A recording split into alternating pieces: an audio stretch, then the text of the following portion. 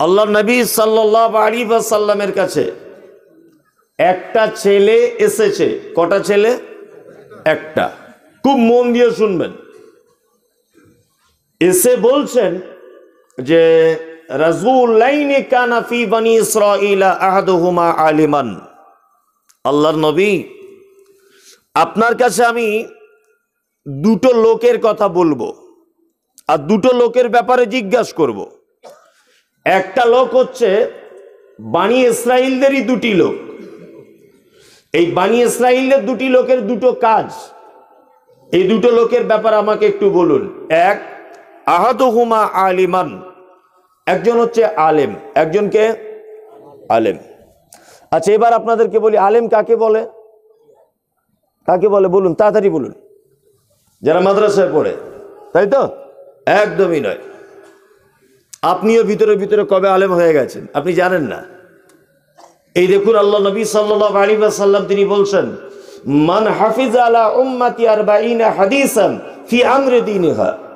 আল্লাহু আকবার। যদি আমার কোন উম্মত আমার 40টা হাদিস যদি মুখস্থ করে নেয়, সে যদি জেনে যায়, তাহলে কিয়ামতের মাঠে তাকেও আলেমের কাতারে দাঁড় করিয়ে দেওয়া হবে। 40টা। কথাবার্তা বলবেন না। আচ্ছা বলুন, ডান হাতে পানি খাওয়া সুন্নত না বাম হাতে? ডান হাতে। তাহলে আপনি তো বেশ একটা ভালোই জানেন। তাহলে একটা হয়ে গেল, একটা হাদিস আপনি জানলেন। দুই, আচ্ছা স্বামী স্ত্রী মিলনের পরে গোসল সুন্নত না ফরজ? ফরজ।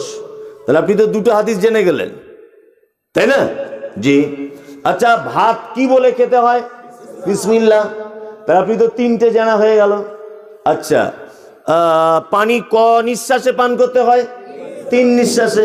আপনি তো বেশ 4টে হাদিস জানা আছে আপনার। এরকম 40টা হাদিস যদি কোনো মানুষ জানে, তাহলে কিয়ামতের মাঠে সে একজন আলেম হয়ে আলেমের কাতারে দাঁড়িয়ে যাবে। শুধু সুবহানাল্লাহ নয়, বিপদও বড় কঠিন, খুব বড় বিপদ। আপনি একজন আলেম। আমরা ভেবেছি সারা জীবন যে আলেম মানে হচ্ছে মাদ্রাসায় পড়তে হবে আর পাগড়ি নিতে হবে আর দাড়ি থাকবে, বড় পাঞ্জাবি পড়বে, সবাই হুজুর বলে ডাকবে, মসজিদ ইমামতি করবে, মাদ্রাসায় চাকরি করবে, বক্তা বক্তব্য রাখবে, এরাই মনে হয় আলেম। জি না, এরাই শুধু আলেম নয়। তাহলে খুব সংক্ষিপ্ত আকারে বলে দিলাম, এরা হচ্ছে আলেম যাদের ভিতরে আল্লাহর নবীর সহি 40টা হাদিসের জ্ঞান আছে। এরা কি আলেম? তা লোকটা আল্লাহর নবীকে বলছেন আহাদুহুমা আলিমান। আল্লাহর নবী বানি ইসরাইলদের একজন হচ্ছে আলেম। এই আলেমটার কাজ কি? লা ইউসাল্লিল মাকতুবাতা সুম্মা ইয়াজলিসু ফায়ুআল্লিমুন নাস। এর কাজ হচ্ছে ফরজ সালাতের পরে পরে মুসল্লিদের দিকে মুখ করে বসে যায়, গিয়ে জান্নাত জাহান্নাম মিজান ফুলসিরাত হারাম হালাল জায়েজ না জায়েজ এই সমস্ত কথাবার্তা মুসল্লিদেরকে বলে। কে বলে? কে? আলেম। আলেম বলে। ওয়াল আখির, আল্লাহ নবী বানি ইসরাইলদের আর একটা লোক আছে, ইয়াসুমুন নাহার ওয়া ইয়াকুমুল লাইল। সারা দিন লোকটা রোজা রাখে আর সারা রাত লোকটা তাহাজ্জুদ পড়ে। কটা লোক?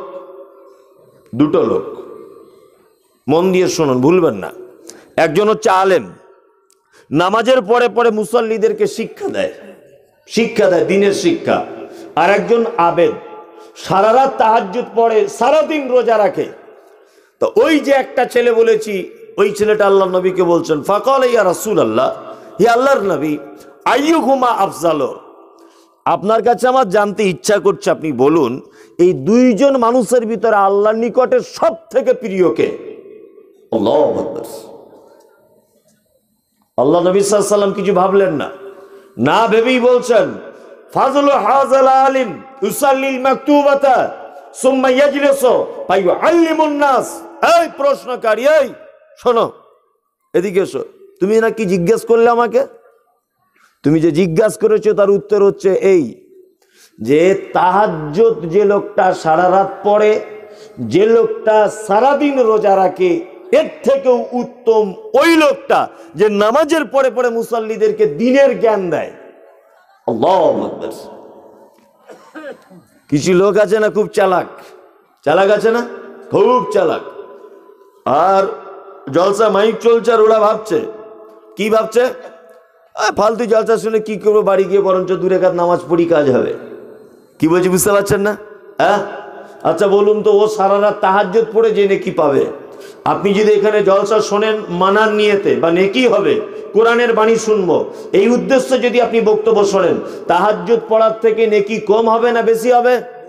বেশি হবে। আল্লাহর নবী এর কথা বলছেন, ওই লোক উত্তম যে দিনের জ্ঞান অর্জন করে। কত সস্তা করে দিয়েছেন রাসূলুল্লাহ, আপনি অবাক হয়ে যাবেন।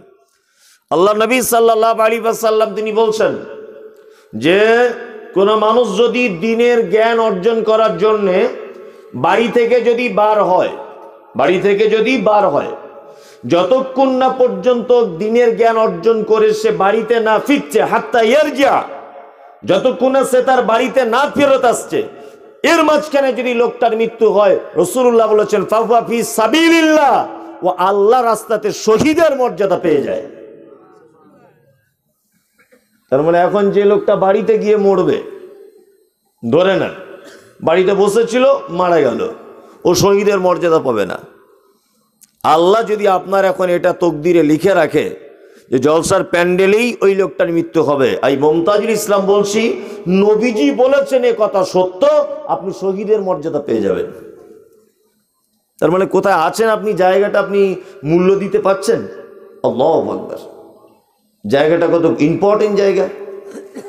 আমরা সকলেই ধীর স্থির ভাবে মনোযোগ সহকারে হাদিস এবং কোরআন যেটাই টোটা ফাটা ভাষাতে আমরা বলবো, সকলেই আমল করার চেষ্টা করবে ইনশাআল্লাহ। 1 2 নম্বর কথা হচ্ছে, আমি পবিত্র আল কোরআনুল কারীম থেকে আপনাদের কাছে একটা সূরা তেলাওয়াত করেছি, তার নাম সূরা আনফাল। আনফাল শব্দের অর্থ হচ্ছে যে অবশিষ্ট মাল। আনফাল শব্দের অর্থ অবশিষ্ট মাল বা যুদ্ধলব্ধ মাল। পবিত্র আল কোরআনুল কারীমের একটা সূরার একটা মর্যাদা আছে আলাদা আলাদা। তার মধ্যে আল্লাহ নবী সাল্লাল্লাহু আলাইহি ওয়াসাল্লাম কিছু কিছু সূরার আলাদা আলাদা মর্যাদা দিয়েছেন, তাই না? যেমন সূরা ইখলাস, কুল হুয়াল্লাহু আহাদ, এটা যদি কেউ 3 বার যদি তেলাওয়াত করে, কবার? 3 বার। তাই একবার কোরআন মাজিদ টোটালে পড়লে যতটা নেকি হয়, ততটা নেকি তার আমলনামাতে লিখে দেওয়া হয়। নাম্বার 2, আল্লাহ নবী সাল্লাল্লাহু আলাইহি ওয়াসাল্লাম বলছেন, তোমরা তোমাদের বাড়িগুলোকে কবরস্থান বানিয়ে দিও না। যে বাড়িতে সূরা বাকারা তেলাওয়াত হয় না, আল্লাহর নবী বলছেন বাড়িটা কবরের সমতুল্য। অনেক সময় বাড়িতে বাচ্চা শিশুরা কাঁদে, ভয় পায় রাতে, তাই না? আর মায়েরা কি করে?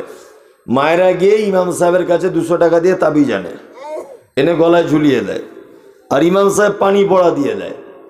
ইমাম সাহেব কোনোদিন এটা বলে না যে পানি পড়াও লাগবে না, তাবিজও লাগবে না, বাড়ি গিয়ে প্রত্যেকদিন সন্ধ্যাবেলা সূরা বাকারা তেলাওয়াত করো। আল্লাহর নবী বলেছেন সূরা বাকারা যে বাড়িতে তেলাওয়াত হয়, ওই বাড়িতে শয়তান প্রবেশ করতে পারে না। আমরা কেউ করি? কেউ করি না। কোরআন পড়ার একটা সিজন আসছে, অবশ্য আগামী রমজান মাস কিছুদিন পরে, এটা একটা কোরআন পড়ার সিজন, তাই না? আমরা সবকিছু নিজের মতো করে নিয়েছি। 5 ওয়াক্ত সালাত ফরজ না সুন্নাত? ফরজ। এই ফরজ ইবাদতটাকে আমরা সাপ্তাহিক উৎসবে পরিণত করেছি জুম্মার দিনে মসজিদে। ফরজ সালাত, অথচ আমরা সাপ্তাহিক একটা ছোটখাটো উৎসবে পরিণত করেছি মসজিদে। 1 সপ্তাহ কোনো পাত্তা নেই। কোরআন মাজিদ যাদের সিনাতে অটোমেটিক লেগে থাকার কথা, তারা শুধুমাত্র কোরআন মাজিদ জুজদানের ভিতরে ভরে দিয়ে বাড়িতে রেখে দিয়েছে, কবে রমজান মাস আসবে তবে পড়বে, তার আগে পড়বে না। আল্লাহু আকবার। এই জাতি পরিত্রাণ পাবে না। 10 লক্ষ টাকার বাড়ি করেছে, 20 লাখ টাকার গাড়ি কিনেছে, বিশাল কিছু, ওর স্ত্রী বলছে এত টাকার বাড়ি করলে তা একটা কোরআন মাজিদ কিনে আনবে না, বাড়িটা কেমন কেমন লাগছে। তা বলছে ঠিক আছে, ওই গ্রামে জলসায় যাবো, ওখান থেকে একটা বড় কোরআন কিনে আনবো। বড় একটা কোরআন এনে সেই যে কাপড়ে লেপটিয়ে বাড়িতে তুলে রেখেছে, আজকে 20 বছর খোলে না। আর ওর দাবি যে বাড়িতে কোরআন মাজিদ আছে মানে বরকত হবে। আল্লাহু আকবার। রসগোল্লা চেনেন তো? রসগোল্লা, আচ্ছা রসগোল্লা যদি প্লাস্টিকের ভিতরে ঢুকিয়ে দিয়ে আপনাকে চুষতে বলা হয়, স্বাদ পাবেন? পাবেন না। আমাদের অবস্থা ঠিক এইরকম বোকালোকদের মতো, যে আমরা পবিত্র আল কোরআন এটা পড়ে দেখার কথা, আমরা কাগজের ভিতরে ঢুকিয়ে, কাপড়ের ভিতরে ঢুকিয়ে ওই ঘরের এক কোণাতে রেখে দিয়েছি, মানে রসগোল্লা প্লাস্টিকের ভিতরে রেখে চোষার মতো বোকামি।